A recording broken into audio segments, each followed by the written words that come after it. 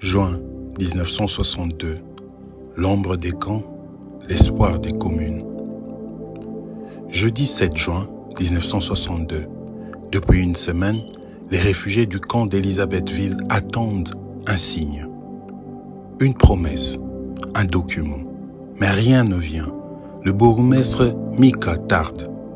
Les appels se succèdent. Les rendez-vous sont repoussés. Finalement, l'administrateur du territoire, Albert Kakulu, entre en scène. Il propose un plan, des bus pour amener les familles dans les communes, financés par l'administration, si l'ONU paye le frais. Une lueur d'espoir dans un labyrinthe bureaucratique. Dans le bureau de la commune, Albert Kakulu rassure, les rations d'urgence seront distribuées, farine, poisson, viande. Les documents perdus seront remplacés gratuitement.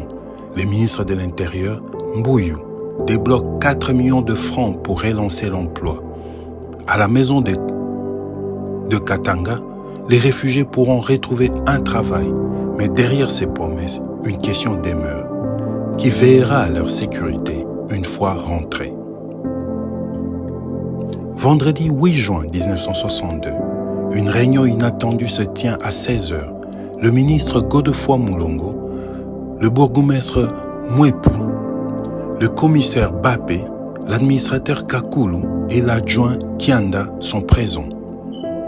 Les minutes de la session du 7 juin sont validées. Mulongo gibule. C'est le moment d'écrire à l'ONU et au président Adoula. Il promet que les cartes d'identité katangaises seront rétablies. Aucun fonctionnaire ne sera renvoyé. Le retour sera enfin possible. Mais tout le monde ne rentrera pas. Le ministre Mulongo évoque les situations de détresse extrême, les familles des réfugiés politiques disparus. Il promet une coopération prolongée avec l'ONU avec les cas les plus sensibles. Pourtant, aucune politique claire n'est annoncée pour les Baluba du Nord Katanga. Le silence plane. L'espoir des uns devient l'angoisse des autres. Le 8 juin, le bureau de conseil pour le retour ouvre ses portes. L'annonce est relayée dans les camps. Le premier bus arrive, les familles montent. Les regards sont partagés entre soulagement et crainte. John Van Soren, chef de la section de déblaiement des camps, observe en silence. Le retour commence, mais le chemin vers la réintégration est encore long, semé d'incertitudes et de blessures invisibles.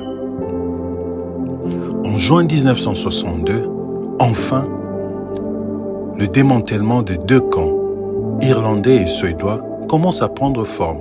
On observe que le gouvernement sécessionniste du Katanga, sous le leadership de Mulongo, qui répond aux ordres directs de Moïse Tshombe, essaye d'instrumentaliser ce phénomène macabre où plus de 40 000, en juin 1962, les 2 camps sont peuplés de plus de 40 000 réfugiés internes, les Baluba, pris dans ce piège de haine tribale au Katanga. Mulongo essaye d'instrumentaliser cet événement triste de notre histoire.